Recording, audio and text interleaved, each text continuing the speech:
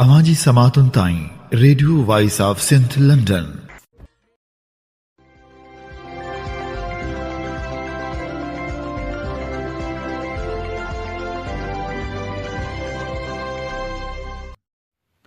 आम्ही ॿुधी रहिया आहियो radio voice of Sindh London.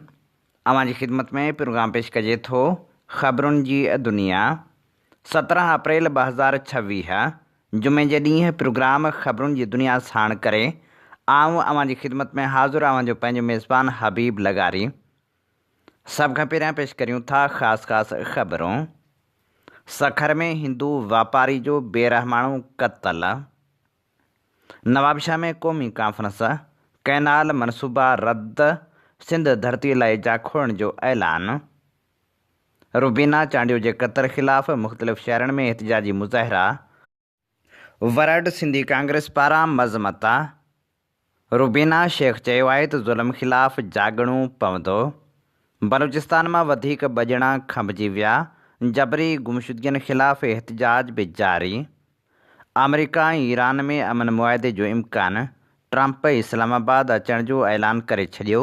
Israel ऐं लिबनान में बि जंग बंदि। डॉक्टर फ़हमीदा जे खून सां इंसाफ़ लाइ एहतिजाज। शहदादपुर में पुलिस सां उस्ताद खे क़त्ल करण वारे वाक़े जी जाच में अॻूणो एसएचओ ॾोहारी करार। नसीराबाद में वापारी खां फुर ख़िलाफ़ एहतिजाजी मुज़ाहिरो। मोरो में असीरनि जी आज़ादी लाइ वारसनि जो 33हें ॾींहुं बि एहतिजाज। हाण पेश करियूं था तफ़सीली ख़बरूं। सखर शहर में बदअमनी वधी वई। विच शहर में नौजवान हिंदू वापारी विशाल कुमार खे क़त्ल कयो वियो। शहर जे मसरूफ़ तरीन इलाइक़े स्टेशन रोड ते हथियारबंदनि फायरिंग करे नौजवान विशाल कुमार खे क़त्ल करे छॾियो। नामालूम हथियारबंदनि मोटरसाइकिल ते सवार थी फुर करण जी कोशिशि कई। फुर दौरान मज़ाहिमत विशाल कुमार खे गोलियूं हणी बेदर्दी सां क़त्ल कयो वियो। पुलिस इलाइक़े खे घेरे हेठि आणे जांच बि शुरू कई पर जवाबदारनि जो को बि पतो पइजी नाहे सघियो। वाक़े खां पोइ इलाइक़े में ख़ौफ़ ऐं हिरास पखिड़िजी वियो जॾहिं त शहरियुनि पारां सख़्तु कार्रवाई जो मुतालबो पिणु कयो वियो। उन मौक़े ते हिंदू पंचायत जे अॻुवाण जो चवणु हो त मां त चवंदुमि त इहा नाअहली आहे। हीअ वारदात हिन नंढड़े सां असांजे विशाल सां हीअ पहिरीं वारदात न हुई, बल्कि अॼु खां 4 महीना अॻु हिन सां हिकिड़ो वॾो क्राइम थियो हुयो। 18-20 लख रुपया हिन खां फुर थी हुई बैंक वेंदे, जंहिंजी FIR तक लॉन्च थी हुई, पर पुलिस उनजो कोई बि परघोर न कई जो अॼु असांखे इहो ॾींहुं ॾिसणो पियो आहे। पर अफ़सोस हिन वक़्त ताईं को बि ऑफिसर हिननि वटि न पहुतो आहे असां वटि। त ही इंसानियत नाहे, घटि में घटि इंसानियत जो क्राइम थी वियो। हिकिड़ी इंसानियत त हुजे त उनजे माण्हू उनजी मैयत ते त अचे। असांखे त अफ़सोस थो थिए त असांजा ही अफ़सरान, असांजा ही सभु नुमाइंदा किथे आहिनि। ही रोज़ आए ॾींहुं वाक़िया।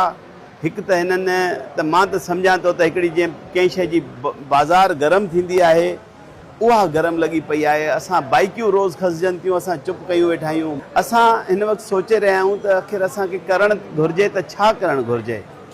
असांखे वधि में वधि अफ़सोस आहे जो हिन वक़्तु असां अहिड़ी घड़ी में बीठा आहियूं। डिमांड कहिड़ी पिया कयो? डिमांड त असांजी शुरू खां वठी इहा ई आहे जेका कॾहिं पूरी कोन थींदी आहे, कॾहिं पूरी कोन थी आहे। केॾा बि क्राइम थिया हुजनि, कोई बि असांखे क्रिमिनल न मिलियो आहे। बहरहाल असां हिन वक़्तु बि उमेदु कयूं था पंहिंजी सखर पुलिस खां, जेके रोज़ हेॾा धाड़ेलनि खे। अवां छा पिया सम्झो चओ था त अॻ में बि विशाल खां फुर जी वारदात थी 20-19 लख रुपया फुर थी वई। अवां छा था सम्झो त जेकॾहिं उहे जवाबदार गिरफ़्तार थियनि त हीउ वाक़ियो पेश न अचे? मां सम्झां थो त उहे ॾींहं वरी अहिड़ा ॾींहं न ॾिसणा पवनि अगरि क्रिमिनल्स पकड़जनि हा त। सिंध एक्शन कमेटी तरफ़ां जसकम शहीद बशीर ख़ान कुरैशी जी मेज़बानी हेठि सिंध जे दरपेश मसइलनि ते प्रेस क्लब नवाबशाह में क़ौमी कॉन्फ्रेंस मुनक़िद कई वई, जंहिंजी सदारत सिंध एक्शन कमेटीअ जे कन्वीनर सैद ज़ैन शाह कई। क़ौमी कॉन्फ्रेंस में सिंध एक्शन कमेटी में शामिल जमायतनि जे सरबराहनि ऐं नुमाइंदनि शिरकत कई। क़ौमी कॉन्फ्रेंस में सियासी ऐं समाजी अॻवान समेत अदीबनि, लेखकनि, शाइरनि ऐं सिविल सोसाइटी जे मेंबरनि, शागिर्दनि ऐं मुख़्तलिफ़ मकतब ऐं फ़िक्र जे माण्हुनि शिरकत कई। जसकम जे अॻवान डॉक्टर न्याज़ कालाणी, पोरियत मज़ाहिमत तहरीक जे कामरेड निसार लगारी, नामियारे शाइर बख़्शल बाग़ी, ताज मरी ऐं ॿियनि अॻवाननि वॾे अंग में शिरकत कई। क़ौमी कॉन्फ्रेंस दौरान जीए सिंध मुहाज़ जे चेयरमैन रियाज़ चांडियो, डॉक्टर न्याज़ कालाणी, सैयद मसरूर शाह ऐं ॿियनि मथां दाख़िल केस पिणु ख़तमु करण जो मुतालबो कयो वियो। क़ौमी कॉन्फ्रेंस में करारदाद पास कंदे वाज़े कयो वियो त पाकिस्तान हिकु घण क़ौमी मुल्क आहे जंहिंमें सिंध, बलूचिस्तान, पख्तूनख्वा ऐं पंजाब बराबरि जूं क़ौमी वहदतूं आहिनि जेके हिन फेडरेशन में शरीक थियूं आहिनि। कंहिं बि आइनी तरमीम ज़रिए क़ौमी वहदतनि खे टोड़े नवनि सूबनि जो क़याम हिन फेडरेशन जे बुनियादी तस्वर जे ख़िलाफ़ु आहे जंहिंखे ही क़ौमी कॉन्फ्रेंस मुकमिल तौर ते रद्द करे थी। अहिड़ी कंहिं बि क़िस्म जी कोशिश ख़िलाफ़ु सख़्त मज़ाहिमत कई वेंदी। हुननि मुतालबो कयो त सिंध जी वहदत ख़िलाफ़ थींदड़ मनफ़ी प्रोपेगेंडा खे फ़ौरी तौरु बंदि कयो वञे। छहनि कैनालनि जे मनसूबे खे रद्द कंदे चयो वियो त सिंध छहनि कैनालनि जे मनसूबे खे पहिरियां ई रद्द करे चुकी आहे। CCI जे फ़ैसिले मूजिबि सूबनि जे विच में इतफ़ाक़ राय बग़ैर अहिड़ो को बि मनसूबो न ठाहियो वेंदो, पर मुल्क जे वज़ीर अज़म 29 जनवरी 2026 ते कैनाल मनसूबे बाबति ॿीहर मीटिंग सॾाए सिंध खे मुझारे में विझी छॾियो आहे। अॼोकी क़ौमी कॉन्फ्रेंस वाज़े करे थी त सिंधु दरिया ऐं उन सां लाॻापियल सभिनी दरियाउनि जे पाणी जी विर्छ 1991 जे पाणी मुआइदे मूजिबि कई वञे। इंडस रिवर सिस्टम मां नवां कैनाल कढणु, उन जे लाॻापियल दरियाउनि मथां नवां डेम ठाहिण ऐं ॿियूं अहिड़ियूं सभु रिथाऊं जेके सिंध जे पाणी खे मुतासिर कनि थियूं, उन्हनि खे मुकमिल तौर ते रद्द कजे थो ऐं घुर कजे थी त इंडस डेल्टा जी बका खे मुल्की, क़ौमी ऐं आलमी ज़िम्मेवारी करार ॾिनो वञे। अॼोकी क़ौमी कॉन्फ्रेंस 26 ऐं 27 आइनी तरमीम खे हक़ हाकिमियत, इज़हार जी आज़ादी, पार्लियामानी बालादस्ती, अदलिया जी आज़ादी ऐं वसीलनि जी मालिकी ते धाड़ो सम्झे थी, जंहिं करे कयल आइनी तरमीमनि खे फ़ौरी तौर ते ख़तमु कयो वञे। क़ौमी कॉन्फ्रेंस NFC एवार्ड जी आइनी तहफ़ुज़ खे ख़तमु या कमज़ोर करण जी हर कोशिश खे सख़्ती सां रद्द करे थी।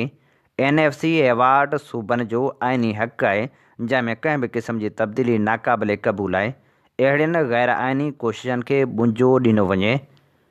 क़ौमी कॉन्फ्रेंस वाज़े करे थी त मुल्क अंदरि सियासी सरगर्मियुनि ते पाबंदी हणी सियासी मुख़ालिफ़नि खे कूड़नि केसनि ऐं जेलनि में बंदि करे ख़ौफ़ जी फ़िज़ा क़ाइमु कई वई आहे, जंहिं तहत इमरान ख़ान, महारंग बलोच, अली वज़ीर, यास्मीन राशिद, ईमान मज़ारी, हादी चिट्ठा ऐं मोरो वाक़े में गिरफ़्तार बेगुनाह सियासी क़ैदियुनि समेत सॼे मुल्क मां गिरफ़्तार समूरनि सियासी क़ैदियुनि खे आज़ादु कयो वञे। मुल्क अंदरि सियासी जलसा ऐं जलूस करण तां पाबंदी हटाई वञे। सिंध मां जबरी तौर खां बेगुम कयल समूरनि क़ौमी कारकुननि तोड़े गिरफ़्तार थियल आम शहरियुनि खे आज़ादु करे बुनियादी इंसानी हक़नि जूं भञकिड़ियूं रोकियूं वञनि। सिंध अंदरि कलम 144 लागू करे सियासी मुख़ालिफ़नि जी रस्ता रोक कई वई आहे। मनपसंद सियासी जमायतनि खे सियासी सरगर्मियुनि जी इजाज़त ॾिनी वई आहे। सिंध एक्शन कमेटीअ जे कन्वीनर सैयद ज़ैन शाह, सिंध एक्शन कमेटीअ जे अॻवान रियाज़ चांडियो, डॉक्टर न्याज़ कालाणी, सैयद मसरूर शाह, नूर नबी राहूजो, ताज मरी, रोशन बुर्डो, डॉक्टर बदर चन्ना, एडवोकेट हसीब पहवर ऐं ॿियनि कारकुननि ऐं अॻवाननि मथां दाख़िल कूड़ा केस ख़तमु करण जो पिणु मुतालबो कयो वियो। सिंध में कारपोरेट फार्मिंग जे नाले में सिंध जे ज़मीनुनि जी नीलामी जो सिलसिलो बंदि करण जो पिणु मुतालबो कयो वियो ऐं इहो बि मुतालबो कयो वियो त सिंध जे तालीमी इदारनि में फ़ौरी तौर ते शागिर्द यूनियन बहाल कई वञे। क़बाइली झेड़ा पिणु ख़तमु करण जो मुतालबो कयो वियो। सिंध में बदअमनी, बेरोज़गारी, गुरबत, नाइंसाफ़ी, मंशात, करप्शन ऐं ख़राब हुक्मरानी सबबि इदारनि जी तबाही जो ज़िम्मेवार सिंध सरकार खे करार ॾिनो वियो। उन मौक़े ते चयो वियो त गुज़िरियल 18 सालनि खां इक़्तिदार जी लालच में सिंध जा मैदनी वसीला, ज़मीनूं, कारंझर दरिया ऐं सामुंडी ॿेट पिणु नीलाम कया विया आहिनि। पीपल्स पार्टी जी हुक्मरानी खे हर दफ़े जाली चूंडनि ज़रिए सिंध जी अवाम मथां मढ़ियो वञे थो। पीपल्स पार्टी जी हुकूमत सिंध खे मुकमिल तौर ते तबाह करे छॾियो आहे। उन मौक़े ते मुतालबो कयो वियो त मुल्क में शफ़ाफ़ चूंडूं करायूं वञनि। बलूचिस्तान में जबरी गुमशुदगियुनि जो सिलसिलो ख़तमु थी नाहे सघियो। बलूचिस्तान मां वधीक 2 ॼणा जबरी तौरु खंभे गुम कया विया। बलूचिस्तान जे मंद वारे इलाइक़े में हिकु घर ते छापो हणी 20 सालनि जे ख़ुर्शीद खे हिरासत में वठी नामालूम हंधि मुंतक़िल कयो वियो, जॾहिं त केच वारे इलाइक़े में पिणु कार्रवाई कई वई। 21 सालनि जे शेरा वल्द यूनस खे खंभे गुम कयो वियो आहे। जबरी गुमशुदगियुनि ख़िलाफ़ एहतजाजी तहरीक जो सिलसिलो बि जारी आहे।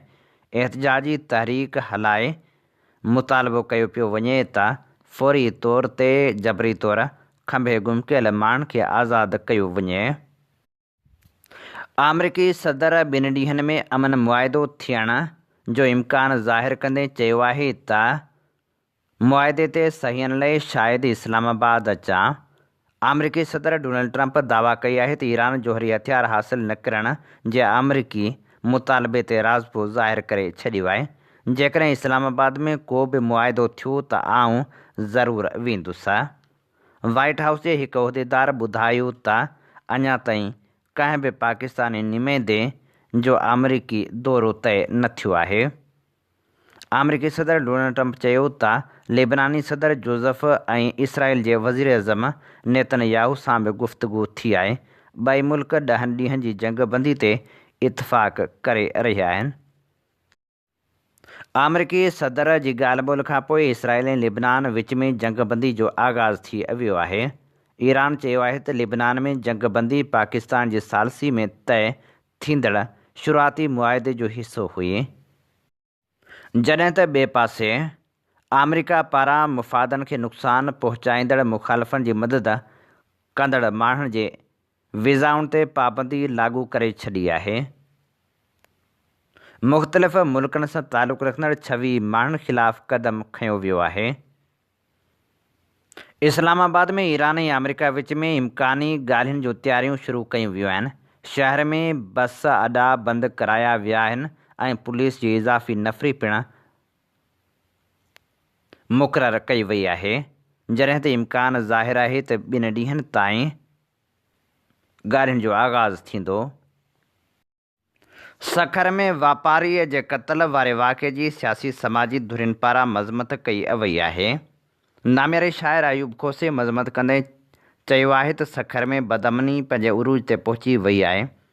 विच शहर में मसरूफ़ तरीन स्टेशन रोड ते ॾींहुं ॾिठे जो हथियारबंदनि बेख़ौफ़ थी फायरिंग करे नौजवान विशाल कुमार खे बेदर्दी सां क़त्ल कयो ऐं आराम सां फ़रार थी विया। सिंध जो ग़रीब हिंदू केॾो सवलो टारगेट आहे। पीपल्स पार्टी जी हुकूमत ॿुधाए त हिन सिंधी हिंदूअ जे क़त्ल सां सिंध में कहिड़ी ख़ुशहाली ईंदी। अवामी तहरीक पारां सखर में नौजवान जे क़त्ल वारे वाक़े जी मज़मत कई वई आहे। अवामी तहरीक जे मरकज़ी अॻवान नूर अहमद कातियार पंहिंजे बयान में चयो आहे त सॼी सिंध खे हथ वठी लाक़ानूनी जे वर चाढ़ियो वियो आहे। पुलिस आवाम जे तहफ़ुज़ बदिरां हुक्मराननि जी कमदारी करण में मसरूफ़ आहे। सॼी सिंध में झंग जो कानून आहे। असीं विशाल कुमार जे क़त्ल जी मज़मत कयूं था। असीं मुतालबो कयूं था त फ़ौरी तौर ते जवाबदारनि खे गिरफ़्तार कयो वञे।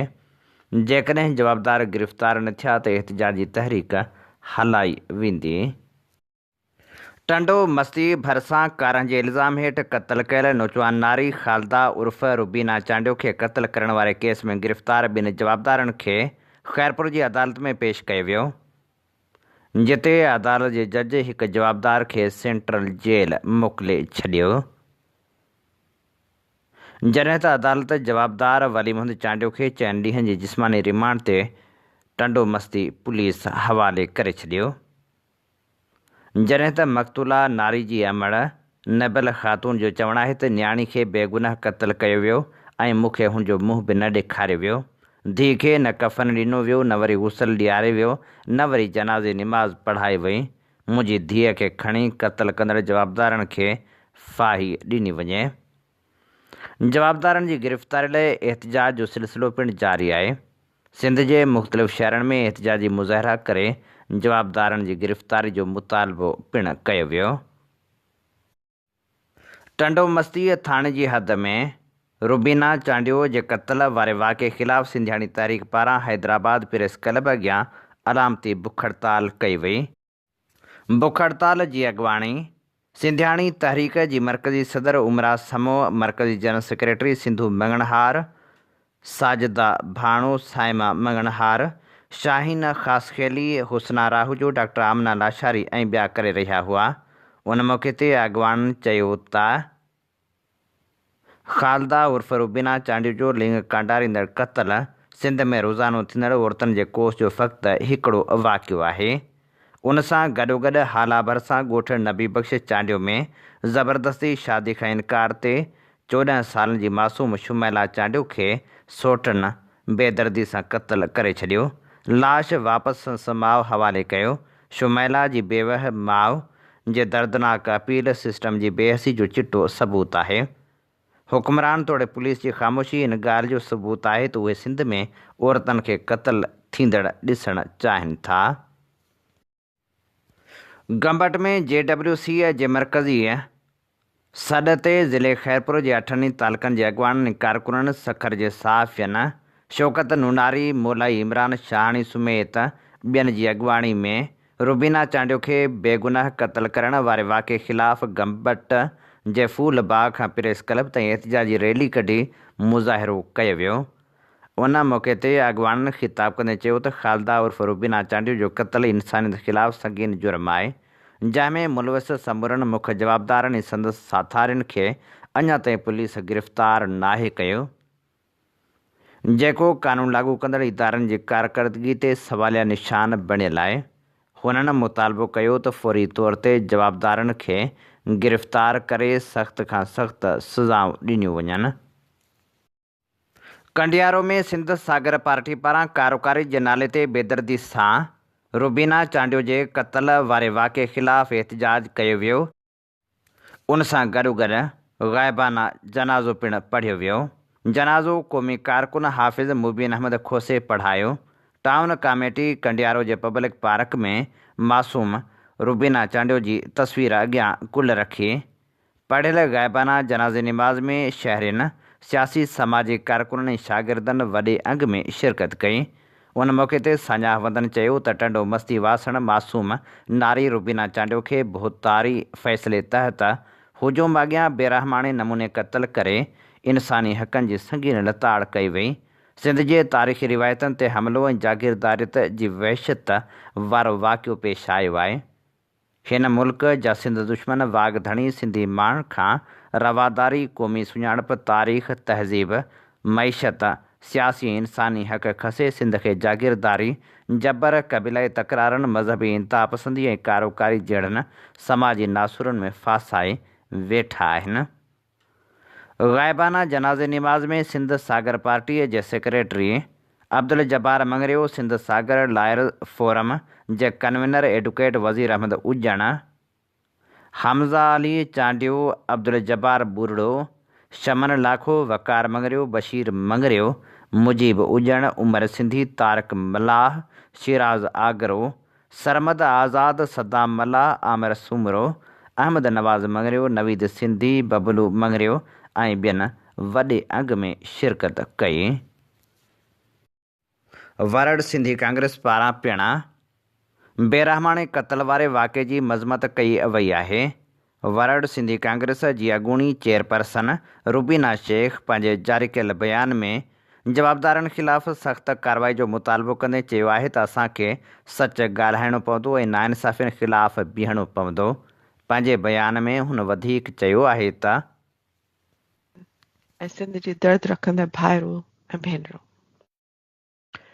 अॼु असां सभु हिकु इंतिहाई ॾुखाईंदड़ ऐं दिलि ॾारींदड़ वाक़े जे असर हेठि आहियूं। रुबीना चांडियो जो बेरहमाणो क़त्ल। ही सिर्फ़ हिकु क़त्ल न आहे, ही असांजी ज़मीर, असांजी इंसानियत, असांजे समाज ते हिकु वॾो धकु आहे। दिलि रोए थी, रूह ॾके थो जॾहिं असां ॾिसूं था त असांजी धरतीअ ते अञा ताईं अहिड़ो ज़ुल्म गैरत जे नाले सां थी रहियो आहे। साथियो, असां सभु सिंध जी आज़ादी, सुञाणप ऐं हक़नि जी जदोजहद करे रहिया आहियूं। पर अॼु मां अव्हां अॻियां हिकु अहिड़ी सच रखणु चाहियां थी त असांजी जदोजहद तॾहिं ई मुकमल थी सघंदी जॾहिं असांजो पंहिंजो समाज बाशऊर, मुनसिफ़ ऐं इंसानियत सां भरपूर हूंदो। गैरत जे नाले ते क़त्ल सिर्फ़ु हिकु समाजी मसइलो न आहे, उहो असांजी क़ौमी कमज़ोरी आहे। जॾहिं असां पंहिंजी धीउनि, भेनरुनि ऐं घरनि जे माण्हुनि खे तहफ़ुज़ नथा ॾेई सघूं त पोइ असां पंहिंजी धरतीअ ऐं क़ौम जी हिफ़ाज़त जी दावा कीअं था करियूं। असांखे पंहिंजी जदोजहद जो रुख सिर्फ़ु सियासी नारा न हणणु घुरिजनि, पर माण्हुनि जे अंदरि शऊर पैदा करण तरफ़ बि हुजणु घुरिजे। अॼु मां अव्हां सभिनी खे गॾियल तौरु हिकु अहम रुख़नात ध्यानु ॾियण जी अपील करियां थी त असांखे पंहिंजे माण्हुनि में शऊर पैदा करणो पवंदो। असांखे पंहिंजे माण्हुनि खे यादि ॾियारणो पवंदो त ज़िंदगीअ जी क़ीमत छा आहे, आज़ादी जो हक़ीक़ी मतिलबु छा आहे, इंसानियत ऐं रहमदिली छा आहे, हर फ़र्द जा बुनियादी हक़ छा आहिनि, औरतुनि जा हक़, ॿारनि जा हक़ ऐं उन्हनि जी हिफ़ाज़त जी ज़िमेदारी असां ते आहे ऐं उन्हनि जो तहफ़ुज़। इहे ई बुनियादी क़दर आहिनि जेके हिकु सेहतमंद, मज़बूत ऐं बाशऊर समाज जो बुनियादु बणिजनि था। साथियो, ही कमु सिर्फ़ु समाजी सुधारो न आहे, ही असांजी आज़ादी जी जदोजहद जो अहम हिसो आहे। यादि रखो त जॾहिं असां पंहिंजे माण्हुनि खे शऊर, इंसाफ़, मोहबत ऐं हिक ॿिए जी इज़त सेखारींदासीं त पोइ असां पंहिंजी आज़ादी जी जंग खटी सघंदासीं। छो त हिकु अहिड़ो समाज जेको पंहिंजे माण्हू खे तहफ़ुज़ ॾेई सघे थो, जेको पंहिंजी धीउनि, भेनरुनि ऐं ॿारनि जी हिफ़ाज़त करे सघे थो, उनजी इज़त करे सघे थो, उहो ई समाज पंहिंजी क़ौम ऐं धरतीअ जी हिफ़ाज़त बि करे सघे थो। असांखे ॻोठनि, शहरनि ऐं हर घिटीअ में वञी माण्हुनि सां ॻाल्हाइणो पवंदो। असांखे ख़ामोशी तोड़णी पवंदी। असांखे सच ॻाल्हाइणो पवंदो, भली उहो केतिरो बि ॾुखियो छो न हुजे। सो अचो त गॾिजी इहो वाइदो कयूं त असां पंहिंजे माण्हुनि में शऊर, मोहबत, इंसानियत, इंसाफ़ जो पैगाम फैलायूं। असां ज़ुल्म ख़िलाफ़ ख़ामोश न रहूं। असां गैरत जे नाले ते क़त्ल ख़िलाफ़ हर सतह ते आवाज़ उथारियूं। छो त हिकु मज़बूत, बाशऊर ऐं इंसानियत सां भरपूर समाज ई हिकु आज़ाद ऐं बावकार क़ौम जो बुनियादु आहिनि। जिए सिंध, जिए साईं जीएम सैयद। अवामी पोरियत तारीख़ तरफ़ां सिंध में कारोकारी जे नाले में क़त्ल जे वाक़िअनि ऐं तालीमी इदारनि में नियाणियुनि खे हिरासां करण ऐं ख़ुदकशी करण ते मजबूर करण वारनि वाक़िअनि ख़िलाफ़ मरकज़ी सदर एडवोकेट GN खोसो, डॉक्टर मारवी पलीजो, परवीन पलीजो, साइमा खोसो ऐं फिज़ा समो जी अॻुवाणी में एहतजाजी मुज़ाहिरो करे प्रेस क्लब मकली अॻियां धरणो हयो वियो। उन मौक़े ते तालीमी इदारनि मां नियाणियुनि खे हिरासां कंदड़ खूनखार दरिंदनि खे निकाले ॾियणु, कारोकारी जे नाले में औरतुनि खे क़त्ल कंदड़ जवाबदारनि खे फाही ॾियण जो मुतालबो कयो वियो। प्रेस क्लब अॻियां धरणे खे ख़िताब कंदे मरकज़ी सदर एडवोकेट GN खोसो चयो त ज़रदारी माफ़िया जी भोतारकी सरकार सिंध खे औरतुनि जी क़त्लगाह बणाए छॾियो आहे। औरतुनि जे क़त्ल ऐं कारोकारीअ जे औरत दुश्मन रस्म खे हथ वठी PP सरकार जे मक़ामी भोतारनि ज़ोर वठायो आहे। हुन चयो त तालीमी इदारनि में नियाणियुनि खे हिरासां कंदड़ जिनसी बघड़नि खे आला उहिदनि ते विहारियो वियो आहे, जिते नियाणियुनि जो जीअणु हराम कयो वियो आहे। अवामी पोरियत तहरीक जी मरकज़ी सेक्रेटरी डॉक्टर मारवी पलीजो ख़िताब कंदे चयो त सिंध में भोतारके निज़ाम तहत औरतुनि खे कारोकारी करे क़त्ल कंदड़ जवाबदारनि खे ॼण लाइसेंस मिलियल हुजे, जेसिताईं कारोकारी जे नाले में क़त्ल कंदड़ कातिलनि ऐं तालीमी इदारनि में नियाणियुनि खे हिरासां करे ख़ुदकशी करण ते मजबूर कंदड़ कातिलनि खे सरेआम फाही न चाढ़ियो वेंदो, सिंध जे अंदरि हर नए ॾींहुं असांजूं नियाणियूं ऐं भेनरूं क़त्ल थींदियूं रहंदियूं। परवीन पलीजो, साइमा खोसो ऐं फिज़ा समो ख़िताब कंदे मुतालबो कयो त डॉक्टर फ़हमीदा लगारी खे हिरासत सां करे ख़ुदकशी करण ते मजबूर कंदड़ समूरा जवाबदार गिरफ़्तार करे सख़्त सज़ा ॾिनी वञे। हुननि मुतालबो कयो त रुबीना चांडियो ऐं शमाइला चांडियो जे कातिलनि खे सरेआम फाही ॾिनी वञे। फ़हमीदा लगारी जे खून सां इंसाफ़ न थियण ते कराची प्रेस क्लब अॻियां एहतिजाज जो ऐलान कयो वियो आहे। फ़हमीदा लगारी जी भेण महक फ़ातिमा चयो आहे त असां 18 अप्रैल ते कराची प्रेस क्लब अॻियां एहतिजाज कंदासीं। सभिनी खे शिरकत जी अपील कयूं था। उमेद त सभई असांजो साथ ॾींदा। सिंध यूनाइटेड पार्टी मीरपुर ख़ास जे अॻूणे डिविज़नल सदर मंज़ूर अहमद मेमण जी पहिरीं वरसी मल्हाई वई। संदसि सियासी जदोजहद ते ज़बरदस्त भेटा पेश कई वई। वरसी तक़रीब में SUP जे मरकज़ी नायब सदर अमीर आज़ाद पंवर, जसकम आरिसर जे मरकज़ी अॻवान अली हसन चांडियो, तरक़ी पसंद पार्टी जे मेहार बंगलाणी, करीम कीरियो, तहरीक इंसाफ़ जे अज़ीज़ अहमद लगारी, जसकम शहीद बशीर ख़ान जे असगर राजपूत, शेर मोहम्मद सोलंकी, वाजिद लगारी, ग़ुलाम अली दल, रोशन मंगरियो, मोहम्मद ख़ान मरी ऐं ॿियनि वॾे अंग में शिरकत कई ऐं भेटा पिणु पेश कई। शहदादपुर में 5 महीना अॻु पुलिस हिरासत में क़तल थियल उस्ताद जाम अज़ीज़ वारे केस जी इंक्वायरी में SHO खे ॾोहारी करार ॾिनो वियो आहे। DIG शहीद बेनज़ीराबाद पारां जांच खां पोइ चयो वियो आहे त SHO ग़ुलाम शबीर दलवाणी हेडमास्टर जाम अज़ीज़ जखरो खे ग़ैर क़ानूनी तौरु हिरासत में वरितो।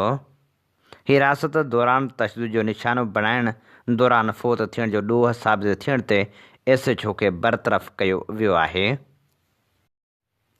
शहदादपुर पुलिस पारां अगवा थियल शागिर्द खे बाज़ियाब कराइण जी दावा कई वई आहे।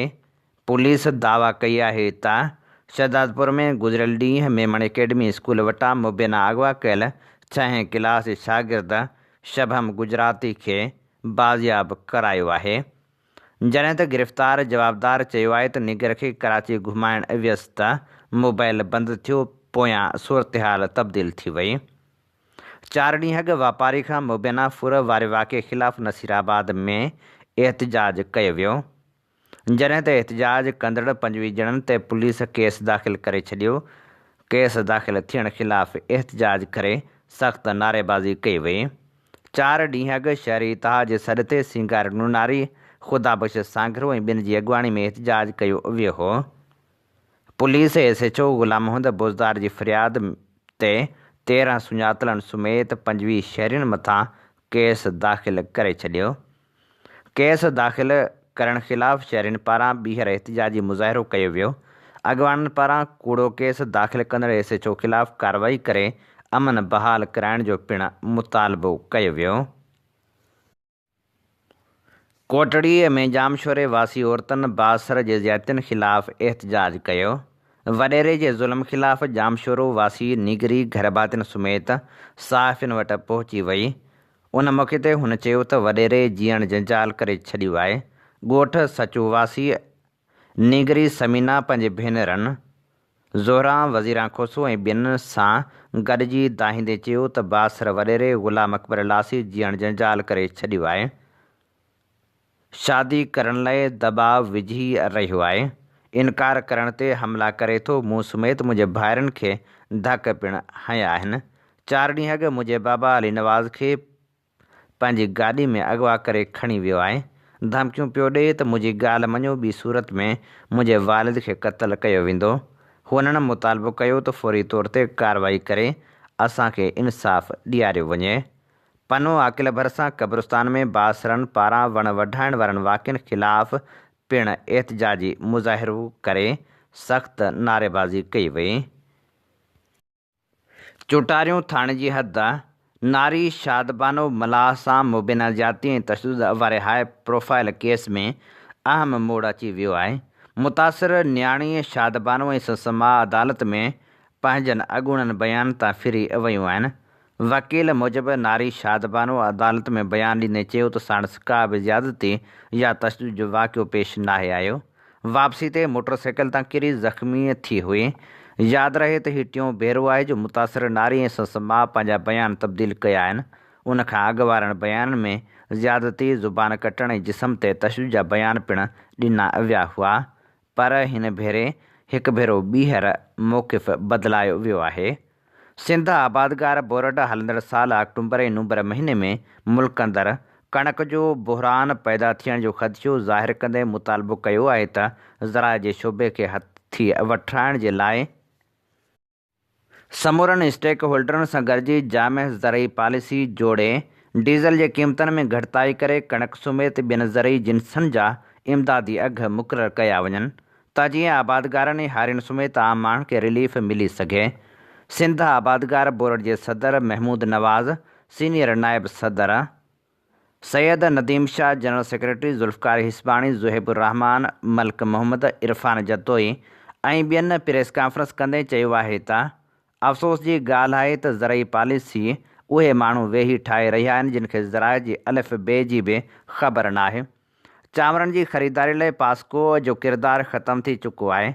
सारियूं खाते जी शइ नाहिनि रहियूं, तंहिं करे उन्हनि जो बहानो करे सारियुनि जे इमदादी अघ जो हुकूमती सतह ते ऐलान नथो कयो वञे। उन लाइ पास्को खे ख़तमु करे चांवरनि जी ख़रीदारी लाइ फ्री मार्केट कयो वियो, पर जेकॾहिं वापारी फ्री मार्केट में कणक इम्पोर्ट कंदा त उन ते पाबंदी न आहे। जेकॾहिं कणक वधीक थिए थी त असां मां को एक्सपोर्ट करणु चाहे त को बि एक्सपोर्ट करे नथो सघे। हुननि चयो त आलमियो आहे त हिन साल हुकूमत चांवरनि जे वापारियुनि खे एक्सपोर्ट जे लाइ 15 अरब रुपयनि जी सब्सिडी ॾेई छॾी। छा उन ते असां ज़मींदारनि जो हक़ न हो? तंहिं करे अहिड़ी पॉलिसी ठाही थी वञे जंहिंमें फ़ाइदो सिर्फ़ु कारोबारी माण्हुनि, थर्ड पार्टी ऐं वापारी खे थिए थो, उनजो फ़ाइदो ज़मींदारनि खे नथो थिए। हैदराबाद ऐं भरपासे वारनि इलाइक़नि में कणक ख़तमु थी चुकी आहे। जिते असां 2900 खां 3500 रुपया कणक विकिरो कई, उन में ख़ुराक खाते जी मुकमिल नाअहली आहे। उन लाइ असां ख़ुराक खाते जे सूबाई वज़ीर सां राब्ते जी कोशिशि कई, पर हूअ वक़्तु ॾियण लाइ तयारु न आहे। सेक्रेटरी खे बि चई चुका आहियूं, पर को ध्यानु नथो ॾिए।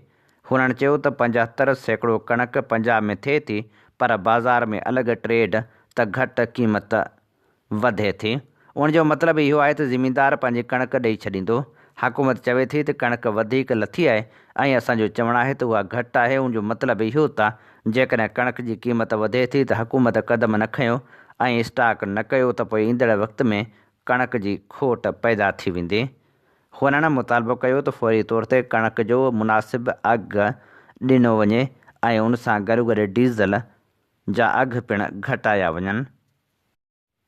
शागिर्द जदोजहद इतिहाद सिंध यूनिवर्सिटी जी अॻुवाणी में यूनिवर्सिटी अंदरि मौजूदु मजमूई मसइलनि ख़िलाफ़ एहतिजाज कयो वियो। शागिर्दनि पारां हॉस्टल गेट आॾो धरणो हंयो वियो, जिते शागिर्दनि वॾे अंग में शिरकत कई। धरणे दौरान शागिर्दनि नज़ीर खुसो, अली शंबाणी, बिस्मिल सिंधी, फराज़ उन्नड़ ऐं ॿियनि जो चवणु हो त यूनिवर्सिटी इंतिज़ामिया शागिर्दनि जे बुनियादी मसइलनि जहिड़ोकि रिहाइश, पीअण जे साफ़ पाणी, बिजली, सिक्योरिटी ऐं तालीमी सहूलियतुनि ॾांहुं संजीदा ध्यानु न ॾेई रही आहे, जंहिं सबबु शागिर्द सख़्तु परेशानी खे मुंहुं ॾेई रहिया आहिनि।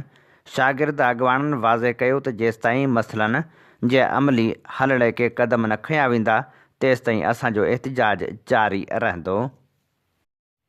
मोरो सान्हे बाद बेगुनाह क़ैद कयल क़ैदियुनि जी आज़ादी लाइ 33 ॾींहं बि मोरो प्रेस क्लब अॻियां वारसनि पारां एहतिजाजी मुज़ाहिरो कयो वियो।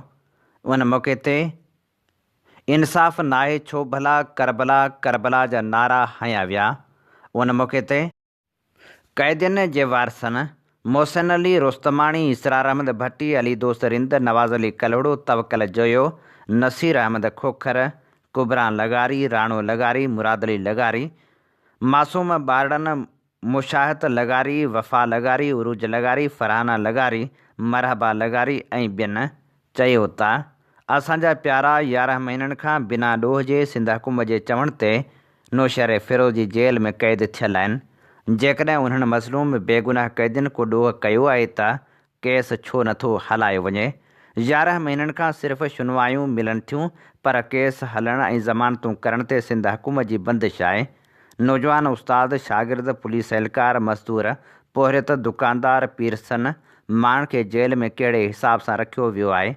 सिंध हुकूमत जे ज़ुल्म बरबरीत ॾाढ जी इंतिहा थी वई आहे। ॿिनि नौजवाननि खे शहीद कयो वियो। ॿिनि नौजवाननि जूं टंगूं ज़ाया थी वियूं ऐं हूअ माज़ूर बणिजी विया।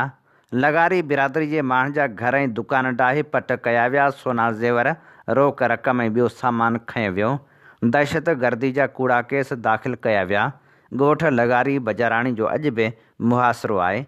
क़ैदी जेल में बीमारियुनि में तड़पी रहिया आहिनि, उनजो इलाजु नथो करायो वञे। माइटनि सां मिलण बि नथो ॾिनो वञे। सिंध हुकूमत खां सवाल आहे त हीअ जंगी क़ैदी आहिनि। क़ैदियुनि जे वारसनि हुरनि जे रूहानी पेशवा पीर पागारे खे बि अपील कई त सिंध हुकूमत जो ज़ुल्म बंदि करायो वञे। 60 बेगुनाह क़ैदियुनि खे आज़ादु करायो वञे। असां मज़लूम माण्हुनि जी मदद कई वञे। हीअ असीं अवां जी ख़िदमत में पेश करे रहिया हुआसीं ख़बरूं। इन्ही ते ई प्रोग्राम ख़बरुनि जी दुनिया जो वक़्तु पुॼाणी ते पहुचे थो। पंहिंजे मेज़बान हबीब लगारी खे ॾींदा इजाज़त। जेॾहिं पेर तेॾां ख़ैर। अवां जी समातुनि ताईं radio voice of Sindh London.